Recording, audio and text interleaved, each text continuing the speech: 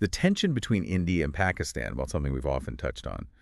But lately, things have really heated up. Yeah, definitely. We're talking about two neighbors with nuclear weapons. And just recently, Pakistan issued this really stark warning, saying nuclear war with India is a clear and present threat. That's what we're diving into today. Absolutely. And look, this isn't just, the usual political noise.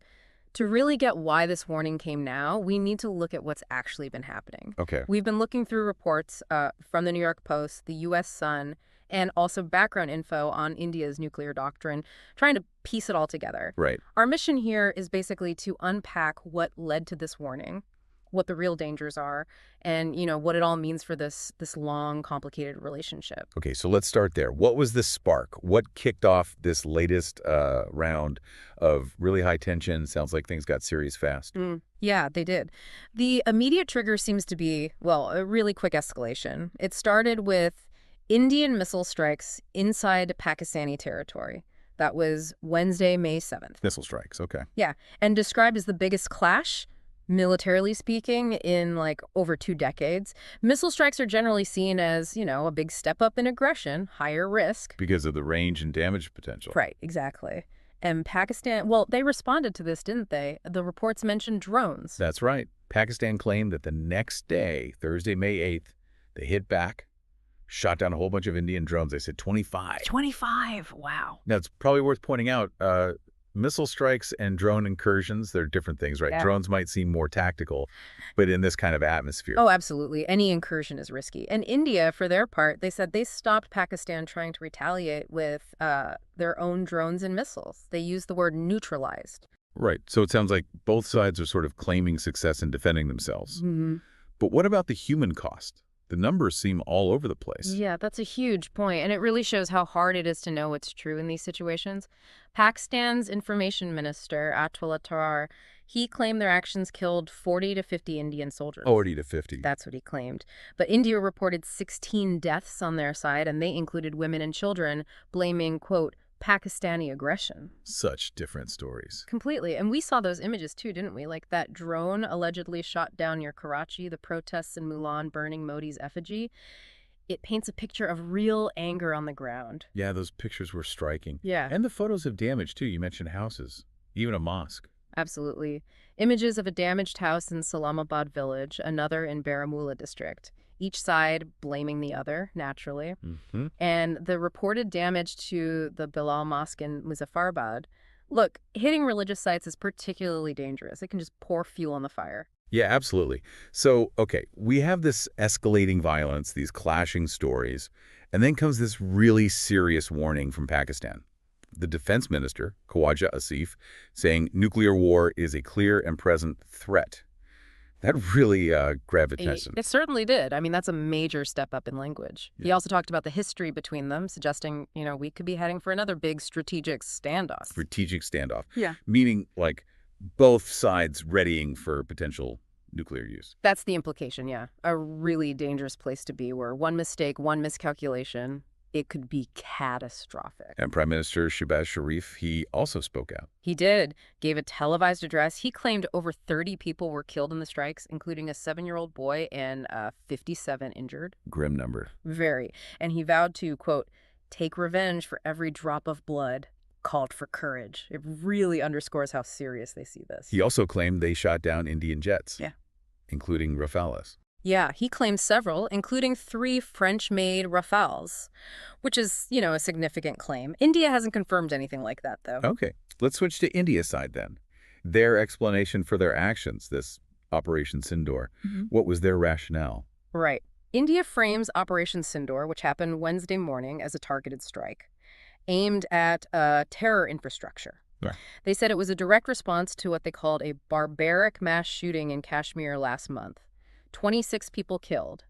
India blames Pakistan for that attack. Which Pakistan denies. Which Pakistan denies, yes. Yeah. That's the pattern. And it doesn't sound like India sees this operation as finished either. No, not at all. The Indian Defense Minister, Rajnath Singh, he specifically stated, Operation Sindoor is not over.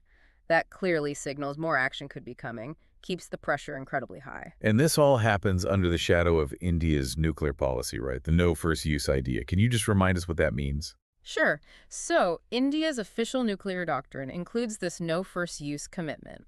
Basically, India says, we won't start a nuclear war. We won't be the first to push the button. Okay. But, and this is the crucial, but they also say if someone else uses nuclear weapons against them first, they reserve the right to hit back with, quote, overwhelming force. So it's meant as a deterrent. Yep. Like, don't even think about attacking us with nukes. Exactly. Like a very, very loud alarm system, as you say, designed to prevent that first strike. Which, yeah, brings us to the core danger here, the fact that both countries have these weapons. Yes, both nuclear powers since the 1990s.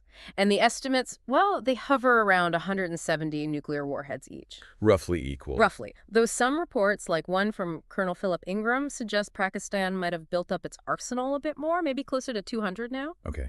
And how they can deliver them. India has options. India has what's called a triad. They can deliver nuclear weapons by land-based missiles from submarines at sea and from aircraft in the air. Land, sea, and air. Right. Having all three makes their deterrent more survivable, more credible, harder to take out all at once in a surprise attack. And the sources highlighted that India and Pakistan think differently about when they might use these weapons. They do. That's a key point. Xiao Liang from the Arms Control Association points this out. Pakistan has been more explicit. They've stated they might use nuclear weapons first, specifically to stop a massive conventional Indian invasion from overrunning their country. So no first use for Pakistan. Not officially, no. It's a different posture. And that difference is, well, it's inherently destabilizing. It raises this really awful prospect of tactical nuclear weapons being used on the battlefield. Smaller nukes, you mean? Potentially, yeah. But the danger is that using any nuclear weapon, tactical or not, could just spiral incredibly quickly into a full-blown strategic exchange. The lines get blurred very fast. That is terrifying. Yeah. And Colonel Ingram's comments about intelligence monitoring, it shows the world is watching this very closely, doesn't it? Absolutely. He emphasized that Western intelligence agencies will be watching like hawks, tracking readiness, any signs of weapons being moved out of storage. And he made another critical point. Their nuclear focus is almost entirely on each other. It's not about China or Russia or the U.S. It's India versus Pakistan. Wow. And the potential cost.